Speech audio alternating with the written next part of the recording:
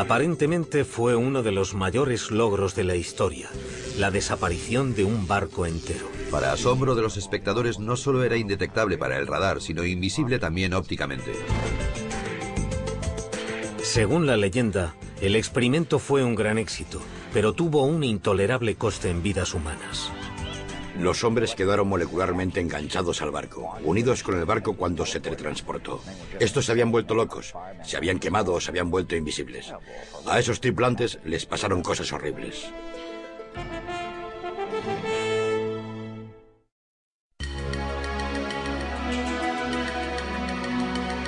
Los barcos de guerra oxidados no suelen aparecer en las páginas de Playboy. Aún así, entre los desnudos de la edición griega de 1996 hay fotos de un barco llamado Leone.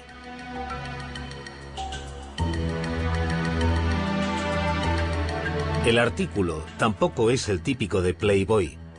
Describe cómo el Leone, un destructor estadounidense de la Segunda Guerra Mundial, se desguaza tras medio siglo de servicio y casi 4 décadas con la Marina griega.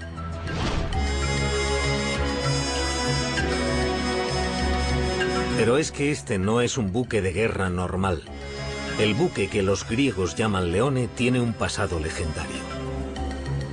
Hace mucho tiempo se lo conocía como el USS Eldridge, en la época en la que supuestamente fue objeto de un audaz experimento de teletransporte e invisibilidad.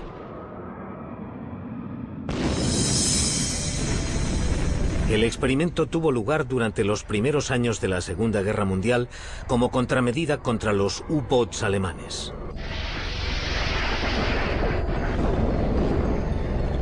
Los convoys aliados eran un salvavidas. Traían hombres, productos y armas en el momento de mayor necesidad, pero eran lentos y problemáticos, y a menudo estaban fabricados con piezas de barcos viejos y decrépitos. Los barcos que los protegían estaban por detrás de los submarinos enemigos, ya que tenían mayores ángulos de rotación.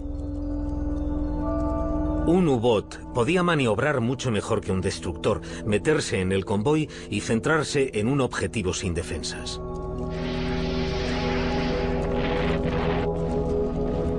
Solo en 1942 se torpedearon y se hundieron más de 1000 barcos aliados.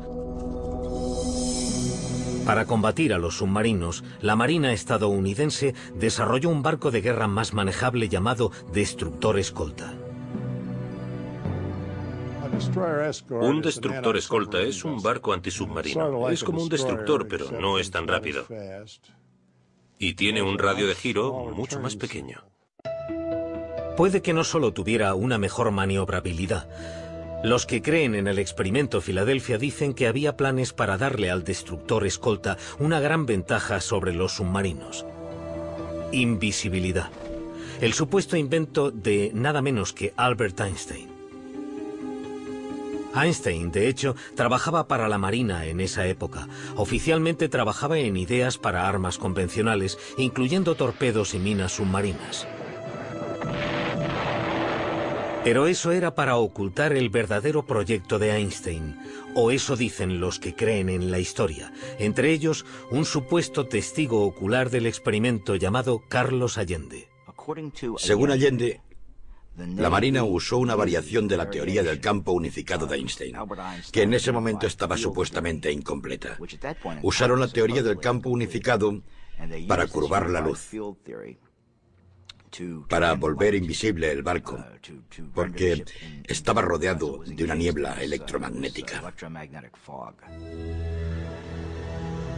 También fue Allende el que desveló la identidad del presunto barco de pruebas, un destructor escolta llamado USS Eldridge. Ese salto a lo desconocido de la tecnología no se hizo sin miedos, o eso es lo que dice Alfred Bielek, que declara haber formado parte del equipo científico. Todos estábamos muy preocupados y debo añadir que desde 3 días antes, desde el 9º día, muchos de los que formábamos parte de ese equipo y trabajábamos en el proyecto tuvimos una extraña sensación que nos indicaba que algo iba muy mal.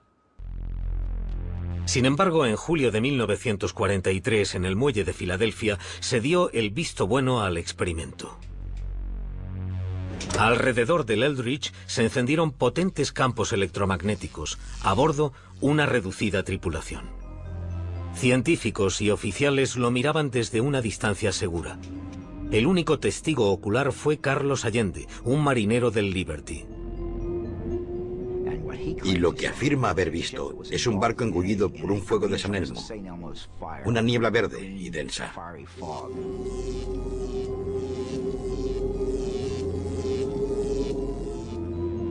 Mientras la niebla electromagnética se traga el Eldridge, se manifiestan extraños efectos ópticos.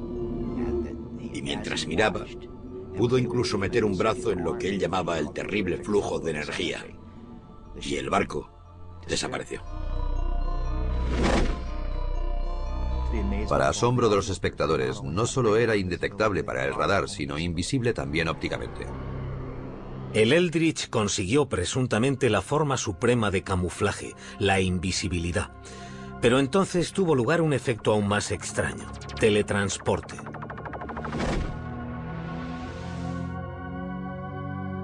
Los cronistas del experimento Filadelfia no se ponen de acuerdo sobre si esto sucedió ese primer día o en una prueba posterior. Pero en lo que sí están de acuerdo es en que mientras el Eldridge empezaba a reaparecer, hubo un repentino fogonazo. Entonces el barco desapareció otra vez y simultáneamente volvió a reaparecer en el muelle de Norfolk, Virginia, a 500 kilómetros de distancia. Tras unos minutos desapareció de Norfolk y reapareció en medio de otra niebla verde cargada de ozono en Filadelfia. Tras ese milagroso viaje, el USS Eldridge regresó ileso. Pero el caso de la tripulación fue totalmente distinto. Los hombres quedaron molecularmente enganchados al barco, unidos con el barco cuando se teletransportó. Los hombres se volvieron locos, se quemaron o quedaron invisibles. Fue espantoso. A esos tripulantes les pasaron cosas horribles. A continuación, los asombrosos hechos que han sido encubiertos. Nunca les dijeron la verdad a las familias. Les dijeron que se habían perdido en el mar como parte del contingente de guerra. Era una afirmación muy creíble.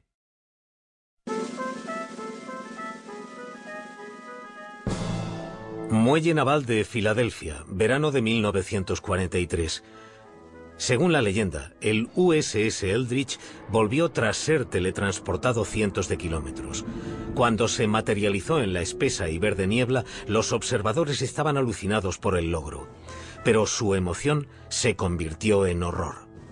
Las moléculas se habían mezclado, humanos y metal. Los miembros se habían fundido con los mamparos.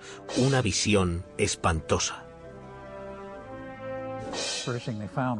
Lo primero que encontraron fue a dos marineros enterrados en la cubierta de acero. Estaban literalmente dentro del acero, muriéndose o casi muertos.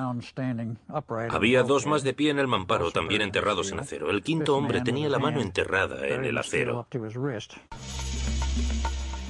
Otros marineros habían desaparecido, se habían vaporizado. Los supervivientes tenían otros problemas debido a los poderosos campos electromagnéticos a los que habían estado expuestos. Los hombres se habían vuelto locos, se habían quemado o se habían vuelto invisibles. A esos tripulantes les pasaron cosas horribles. El problema era que el sistema nervioso humano no podía asimilar la exposición a campos magnéticos y eléctricos de ese nivel, y les causó daños neurales. El daño nervioso era tan grave que algunas de las víctimas fueron internadas mientras se las clasificaba como muertas en combate. Nunca les dijeron la verdad a las familias. Les dijeron que se habían perdido en el mar como parte del contingente de guerra. Era una afirmación muy creíble. En una de las versiones de la historia, los hombres eran susceptibles a algo llamado congelación, que era entrar y salir de la invisibilidad. Eso condujo al episodio más surrealista de la historia, nuevamente según Carlos Allende. En una taberna de los muelles había un grupo de marineros del Eldridge bebiendo. Una cosa llevó a la otra y estalló una pelea. Era una bronca de bar, pero con una diferencia. Los marineros aparecían y desaparecían. Los marineros involucrados en el altercado se volvieron invisibles. se disiparon en el aire ante los asustados clientes y camareras. Estaban ahí y de repente habían desaparecido.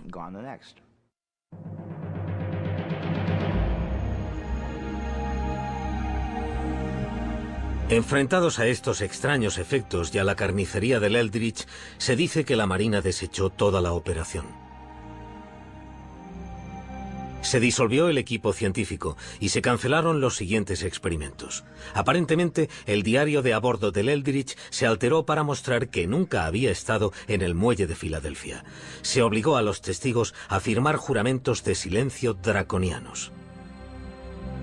Y así terminó el experimento sobre invisibilidad y teletransporte de la Armada de la Segunda Guerra Mundial.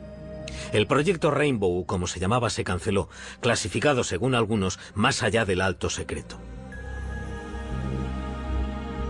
La leyenda dice que la Marina no había hundido el experimento lo suficiente. Una sombría figura se escaparía de sus elaboradas precauciones de seguridad para explicar la historia del experimento Filadelfia.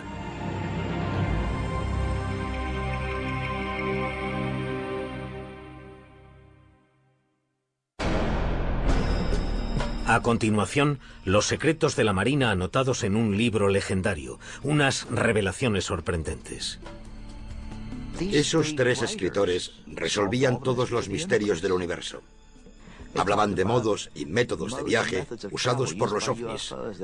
Hablaban sobre el comportamiento y la ética de los seres que gobernaban esas naves espaciales.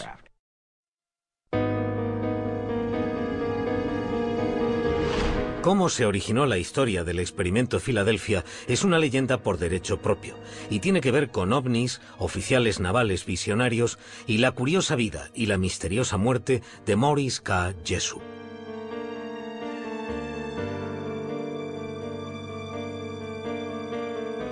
Jessup era científico y escritor, uno de los primeros investigadores de lo paranormal.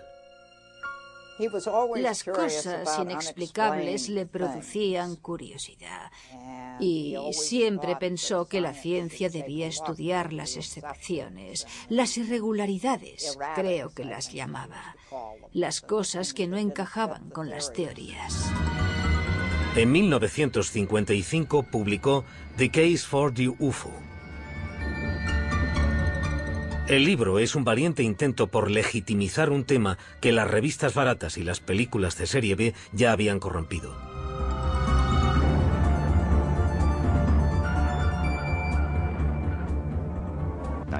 Hay que entender que la época en la que Jessup se interesó por los ovnis era posiblemente la peor época para tener algo que ver con los ovnis. El gobierno tomaba duras medidas contra cualquier creyente.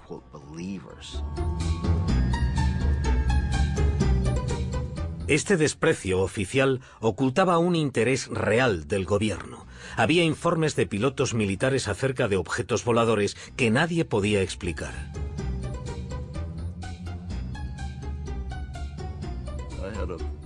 Tenía un hombre trabajando para mí, un teniente llamado Bill Ditch, que era uno de mis trabajadores más brillantes. Estaba solo y miró a un lado y dijo que había algo volando en formación a su lado. Y estuvo allí durante 5 o 10 minutos y entonces, según él, se separó. Dijo que tenía forma de plato y que brillaba levemente. Los informes de ovnis de los pilotos de la Marina se enviaban al proyecto Libro Azul, la investigación de las fuerzas aéreas, pero la Marina rara vez recibía alguna respuesta. Nunca nos dijeron absolutamente nada. Era una vía de una sola dirección. Para nosotros, era un hundimiento. Como las fuerzas aéreas les ponían trabas, algunos oficiales de la Marina iniciaron su propia investigación no oficial sobre los ovnis. Entre ellos estaba el teniente comandante George Hoover y el capitán Sidney Sherby de la Oficina de Investigación Naval. Un día de 1955, un objeto misterioso llegó al cuartel general de la oficina y despertó el interés de los oficiales. Venía en un simple sobre marrón y con un tríptico saludo. No tenía remitente. El sello era de Seminole, Texas, y por detrás, garabateado, decía Felices Pascuas. En el sobre había una copia de bolsillo de The Case for the UFO de Morris K. Jessup. Los márgenes estaban llenos de comentarios en tinta de 3 colores diferentes y aparentemente en 3 caligrafías diferentes. Si leías los comentarios garabateados en el libro, esa gente hablaba de que estaban en algún lugar de la superficie de la Tierra. Los alienígenas, si queréis llamarles así. Esos 3 escritores resolvían todos los misterios del universo. Hablaban de modos y métodos de viaje usados por los ovnis. Hablaban sobre el comportamiento y la ética de los seres que gobernaban esas naves espaciales. Los escritores también afirmaban conocer un proyecto ultrasecreto llevado a cabo durante la Segunda Guerra Mundial en el que había desaparecido un buque de guerra. Experimentos de campo de la Marina estadounidense. En octubre de 1943, según el libro, se producía la invisibilidad de un barco y su tripulación. Los resultados habían sido tan aterradores que por suerte habían detenido la investigación. Es la primera mención a lo que se conocería como el Experimento Filadelfia, el nacimiento de una leyenda. Los oficiales de la Marina se sintieron intrigados por el libro. Llamaron a Morris Jessup al cuartel general de la oficina para ver si el autor podía arrojar alguna luz sobre su origen. Jessup reconoció la caligrafía del libro. Era extraño, pero había recibido cartas escritas con la misma inconfundible letra. Estaban firmadas por un hombre que se identificaba como antiguo marino mercante, Carlos Allende. El estilo de escritura de Carlos Allende proclamaba que estaba loco. Aún así, quizás el hombre solo exageraba algo que había visto o había oído. Desde entonces, la gente se ha mostrado perpleja ante el aparente interés militar de alto nivel en un libro sobre los ovnis. Morris K. Jessup quedó asombrado por el interés de la Marina. Se dice que empezó su propia investigación sobre el experimento Filadelfia. En 1959 presuntamente hizo un gran descubrimiento e iba a compartirlo con un colega llamado Dr. Manson Valentine. En abril de 1959, Morris Jessup llamó a su amigo, el Dr. Valentine, y le dijo: creo que he encontrado algo que tiene que ver con el experimento Filadelfia, que he estado investigando, y quiero mostrarte lo que he encontrado. Quedaron para cenar y hablar de su investigación al día siguiente. Sin embargo, al día siguiente, el 20 de abril de 1959, se descubrió el coche de Jessup en un parque de Coral Gables, Florida. El motor aún estaba en marcha. Había una manguera que iba desde el tubo de escape al interior del coche. Dentro estaba Morris K. Jessup, que todavía respiraba, aunque murió poco después envenenado por el monóxido de carbono. Aparentemente suicidio. ¿Lo era? Es muy interesante que en lugar de ir a casa del Dr. Valentine, eligiera ir a un parque y presuntamente suicidarse. Desde entonces, la naturaleza de la muerte de Jessup ha sido muy controvertida. Algunos creen que le asesinaron por lo que sabía sobre el experimento Filadelfia. Otros dicen que se quitó la vida debido a su reciente divorcio y al hostil recibimiento de sus libros. Sigue siendo un misterio incluso para su hija. Ella cree que tenía muchas cosas por las que vivir, pero admite sinceramente que lo contrario también podría haber sido cierto. Su mujer, Marjorie, me llamó para decirme que había muerto. Y mi reacción en ese momento fue decir, ¿cómo lo ha hecho? Así que para mí debía de estar deprimido en ese momento. Es curioso, hasta que me lo ha preguntado no había pensado en ello desde hace mucho tiempo, pero dijo que había muerto y yo pregunté, ¿cómo lo ha hecho? Sea como sea, la muerte de Morris Jessup añade misterio y credibilidad al experimento Filadelfia. Es una historia muy triste, pero que hiciera eso ayudó a propagar y autentificar los rumores de que había algo, que esto tenía algo de cierto.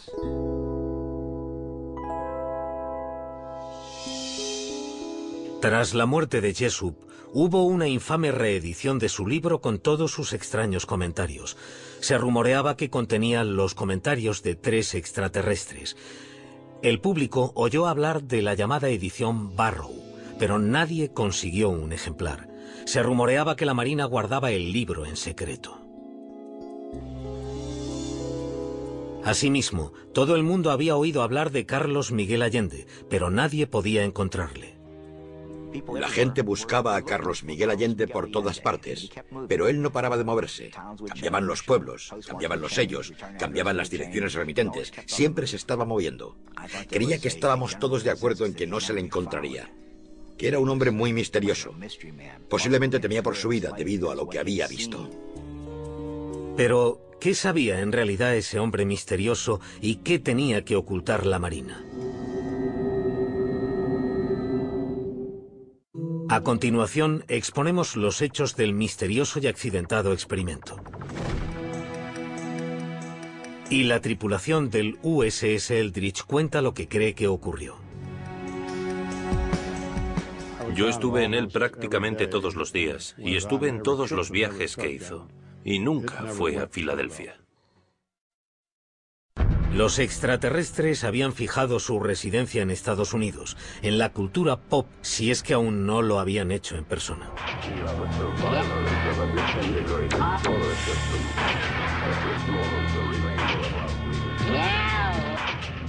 Los ovnis, Roswell, los ovnis de los 50, Expediente X, Alien, más Alien, hombres de negro, monstruos del lago Ness, juguetes, camisetas, figuras, libros, juegos.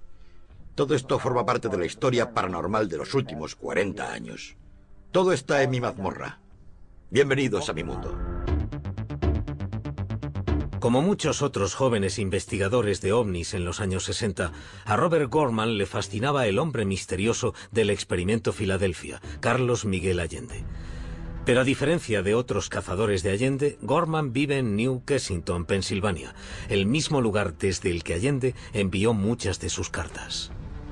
Pensé que si alguien podía encontrar a Allende sería yo, porque vivo en el mismo pueblo y no tengo que viajar mucho. Tendría que poder intentarlo, y a finales de los 60 lo intentaba con fuerza. Gorman y los demás tenían pocas cosas con las que trabajar. La única información sobre Allende era su número de identificación de marinero, que incluyó en sus primeras cartas. Aparecieron hombres que afirmaban ser Carlos Miguel Allende, pero eran impostores que no podían presentar documentos de la Marina. Durante los años 60, su fama clandestina creció.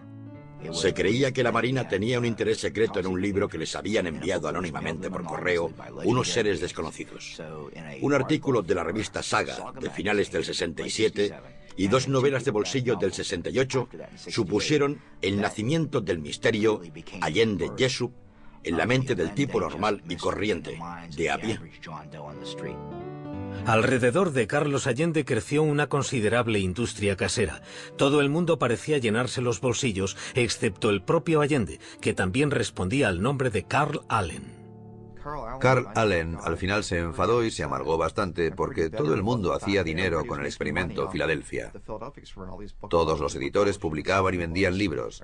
Todo el mundo publicaba en sus libros las cartas que él le había escrito a Morris Jessup. Todo el mundo parecía estar haciendo dinero con esa historia, menos la persona que se la había inventado, Carl Allen. Así que en el verano del 69, Carl M. Allen, con una copia de la edición Barrow en la mano, entró en el cuartel general de la Oficina de Investigación Naval y confesó que todo aquello era una broma de mal gusto. Dijo que eran las mentiras más delirantes que había escrito nunca. Su confesión fue el segundo gran golpe que recibió el movimiento OVNI en un año. A principios de 1969, las fuerzas aéreas dejaron oficialmente de suministrar fondos para las investigaciones de lo paranormal. Dijeron que los ovnis no existían. Cerraron filas con la Marina, que había abandonado su búsqueda no oficial de extraños objetos voladores.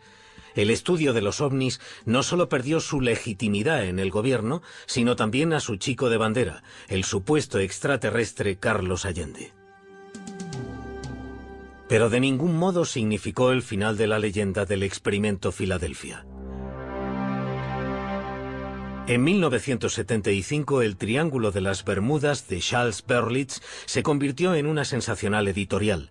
Entre los informes sobre barcos y aviones desaparecidos estaba la historia del experimento del barco invisible de la Segunda Guerra Mundial.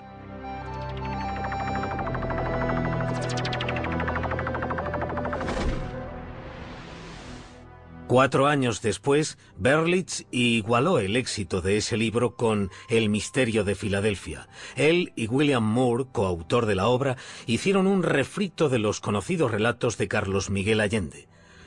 Oportunamente, Allende se retractó de su confesión y volvió a predicar el evangelio del experimento de invisibilidad. Allende reveló por primera vez a William Moore la identidad del barco de pruebas, DE-173, el USS Eldridge.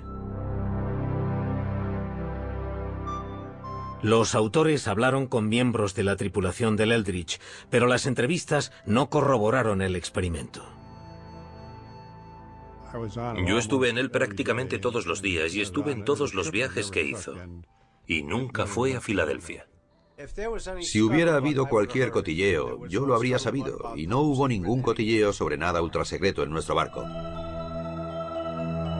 En lugar de aceptarlo, los autores teorizaron que el experimento había tenido lugar con una tripulación especial antes de que el barco fuera usado oficialmente. Esta explicación también es discutida por miembros de la tripulación que dicen que estuvieron con el Eldridge desde su construcción hasta el combate. Algunos de los miembros de nuestra tripulación estaban en Newark, Port Newark, en el edificio federal de navegación. Estaban allí mientras se ensamblaba el barco para enterarse de todos sus entresijos y zarparon con el Eldridge.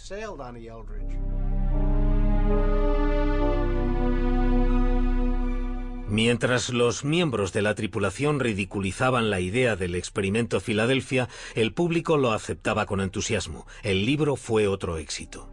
Mientras se reavivaba el interés sobre este asunto, el hombre que se ocultaba tras él fue finalmente desenmascarado. Sucedió gracias a una increíble coincidencia. Robert Gorman y Carlos Allende vivían en el mismo pueblo, New Kensington, Pensilvania. En 1979, Gorman hablaba con un vecino, un hombre llamado Allen, que de repente le reveló que era el padre de Carl Allen, alias Carlos Miguel Allende, y que tenía documentos para demostrarlo. Me dijo: Carl nos envía cosas continuamente. Deje que vaya a buscar algunos de sus papeles. Desapareció y volvió al cabo de un momento con una caja bastante grande, pesada, con 2 asas, y me dijo: tome, puede usar todo lo que hay aquí dentro. Sírvase usted mismo. Miré, aunque me sentía bastante escéptico. No sé por qué me sentía escéptico. Y la abrí, y había un fajo de papeles de marinería. Y miré una esquina y vi esos hermosos números: 7416175. El mismo número que había enviado en la postdata de una carta a Jesús. Y supe que tenía el material auténtico, que no era un impostor. Fue un momento increíble. Sabía que tenía el material auténtico. Carlos Miguel Allende.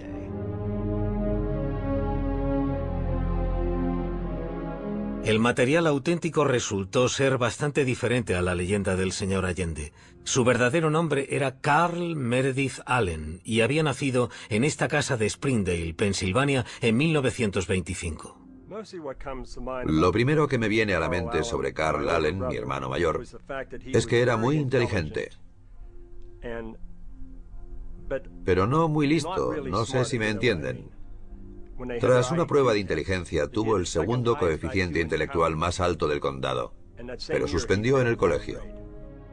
Aunque era un mal estudiante, era un lector voraz, con la excéntrica costumbre de anotar casi todo lo que leía. Tachaba lo que el autor había escrito y ponía su propia anécdota en el margen. Y creo que lo hacía porque no había aprendido a escribir. Así que se limitaba a cortar y pegar lo que otra persona había escrito. Se compraba un libro, lo llenaba de comentarios y lo enviaba por correo a alguien que pensaba que podría estar interesado en lo que él había escrito. Que garabateara The Case for the UFO y lo enviase al cuartel general de la Marina es típico de Allen. Pero fue un tiro a ciegas que dio en la diana, desencadenando una impresionante reacción en cadena. La Marina llamó a Jessup por casualidad. Jessup conservaba las cartas. Los dos hombres, fuera de servicio o no, decidieron reproducir el libro, lo que generó el rumor de que el libro con las anotaciones circulaba entre las personas más poderosas. Y después, Jessup se suicidó. Robert Gorman concluyó que el experimento Filadelfia no era nada más que un fantasma. En 1980 publicó un artículo en la revista Fate titulado Alias Carlos Allende, en el que revelaba que el nombre era Allen, no Alien. Descubrió lo que cuesta matar una leyenda. Envié preguntas a diferentes e importantes personalidades relacionadas con los ovnis, gente que dirigía revistas, y lo que recibía era más que una simple evasiva. Casi me ponían en la lista negra. Todo iba bien cuando escribía artículos a favor de los ovnis y sobre los hombres de negro y los misterios del universo, pero no querían saber nada de Carlos Allende. El propio Allende contestó con amenazas de muerte. En el reverso de un sobre que envió a su padre, incluso mencionaba que el único motivo por el que no había matado a Gorman era porque aún no lo había atrapado. De hecho, ambos hombres acabaron por conocerse personalmente, pero en persona Allen era cualquier cosa menos intimidante. Probablemente el anticlímax de mi vida haya sido conocer al Carlos Allende de carne y hueso, porque no supuso nada mágico para mí. No me interesaba, no me intrigaba el destructor desaparecido, no me intrigaba saber si era un extraterrestre, porque sabía la verdad. ¿Fue el descrédito de Allen como testigo presencial el final del experimento Filadelfia o realmente ocurrió algo en 1943?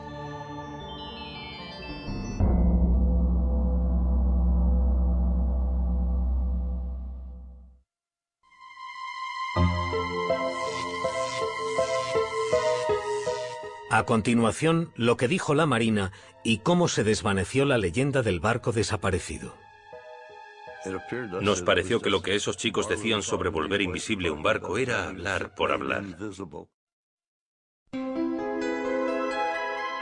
Verano de 1996, 53 años después de haber estado supuestamente involucrado en un experimento sobre la invisibilidad, el USS Eldridge vuelve a desaparecer. Desde 1955, el buque de guerra ha servido en la Marina griega bajo un nombre nuevo, el Leone. Pero los oficiales griegos no saben dónde está. Les avergüenza contarle a un periodista de Playboy que le han perdido la pista a un barco de 1.200 toneladas. El Eldridge, también conocido como Leone, pronto aparece en un depósito de rescate de Creta. Su más reciente desaparición se ha debido a un error burocrático, no a un experimento ultrasecreto. Su última aparición es en la revista Playboy, antes de que lo desguacen con sopletes y lo vendan como chatarra. ¿Pero qué tienen de ciertos los rumores sobre un experimento ultrasecreto durante la Segunda Guerra Mundial? En esa época había la tecnología necesaria para volver algo ópticamente invisible. ¿Encontraron la manera de teletransportar un objeto de un sitio a otro instantáneamente? A principios de los años 40, en cierto modo se habían puesto en marcha técnicas de invisibilidad. Iban desde simples pantallas de humo a un ingenioso plan para camuflar los aviones que en clave se llamaba Yehoti. Proyecto Yehoti. Se equipan 2 aviones con faros sellados en las alas para iluminar la silueta del avión a cielo abierto. Tuvo un relativo éxito. La Marina consideró todas las opciones para esconder sus barcos de los submarinos que los rondaban, incluso el truco de un mago llamado Joseph Dunninger. El señor Daninger, para obtener más publicidad, dijo que podía hacer invisibles los barcos de guerra. Convocó una conferencia de prensa para demostrarlo. Y dijo que, bueno, no tenía un barco de guerra y que, por supuesto, no cabría en una sala de hotel. Así que haría desaparecer una foto. Y lo hizo. Hizo desaparecer la foto del barco de guerra. Los militares se enteraron y fueron a verle. Y le obligaron a decir que no, que realmente no tenía ningún modo de hacer invisibles los barcos de guerra. Pero mencionó que había un par de técnicas que le rondaban por la cabeza que podrían hacerlos un poco más difíciles de ver. Lo que les dijo se mantuvo en secreto. Y Daninger se lo llevó a la tumba. Otra práctica naval pudo alimentar la fábrica de rumores, una técnica para esconder a los barcos de las minas magnéticas llamada desmagnetización. La desmagnetización es un método en el que se ponen cables en el casco de un barco para hacerlo invisible a las minas magnéticas. Siempre sabíamos que iba a haber desmagnetización, porque recogían todos los relojes. Cualquier cosa que dijera la hora, lo recogían todo, y lo dejaban en tierra para que el campo magnético no estropeara los relojes. Durante la Segunda Guerra Mundial, la Marina tenía una zona de pruebas poco conocida en Chesapeake Bay. Cualquier buque de guerra equipado con un equipo desmagnetizador les habría visitado. Y cuando un barco tenía un equipo de desmagnetización, se usaba en esa zona para ver si hacía contacto con alguno de los puntos de control o no. Y cuando pasaba y no dejaba ninguna señal, se consideraba que el equipo de desmagnetización funcionaba y se dejaba marchar el barco. La Marina sostiene que la fuente original de la leyenda del barco desaparecido fue una exageración del proceso de desmagnetización. Nos pareció que lo que esos chicos decían sobre volver invisible un barco era hablar por hablar. Y la invisibilidad de la que hablaban era la invisibilidad magnética para la desmagnetización. En cuanto a los rumores de teletransporte, algunos trabajos modernos en ese campo nos dan un poco de perspectiva. Por ejemplo, en Caltech, en Pasadena, sobre una mesa que flota sobre un cojín de aire. Disparando un rayo láser a través de un laberinto de espejos, los científicos producen un efecto llamado teletransporte cuántico. Es la realización en miniatura de algo sacado de Star Trek. Es algo tan fantástico en este momento, científicamente hablando, que está casi en el campo de la ciencia ficción. Sin embargo, los científicos solo han conseguido teletransportar partículas subatómicas llamadas fotones. Lo que no prevén es la manera de teletransportar cualquier objeto sólido, y mucho menos un buque de guerra de 1.200 toneladas. Si cojo un estado arbitrario de 300 partículas cuánticas, solo para escribir qué es ese estado, necesito más información que partículas hay en el universo. La idea de teletransportar un sistema material de cualquier medida está muy lejos de las capacidades técnicas de cualquier futuro previsible. Hay un pequeño pero intrigante punto de contacto entre el teletransporte y la historia del experimento Filadelfia. Se dice que fue Albert Einstein el que ideó el experimento, y el teletransporte cuántico utiliza un principio que Einstein llamaba acción a distancia, que es una misteriosa interrelación entre objetos distantes. Él fue el primero en señalar la existencia de ese recurso en un artículo de 1935. En un contexto totalmente diferente, no para usarlo como teletransporte. En realidad lo había sugerido como contraejemplo de la teoría de la mecánica cuántica. Aunque él no lo pretendiera, la teoría de Einstein se convirtió en una de las inspiraciones del teletransporte cuántico. Los hechos demostrables que hay en el experimento Filadelfia son muy pocos. Y aún hay algunas preguntas sin respuesta. ¿Por qué la Oficina de Investigación Naval se interesó por un libro sobre ovnis que contenía la historia de un barco de la Marina desaparecido? ¿Y por qué se suicidó el autor de ese libro en el momento en que iba a revelar todo lo que sabía? La historia del experimento Filadelfia ha sobrevivido al descrédito de su creador, Carl M. Allen. Ha vivido más que el propio Allen, que murió en un asilo de Colorado en 1994. El misterio y el mito continuaron evolucionando.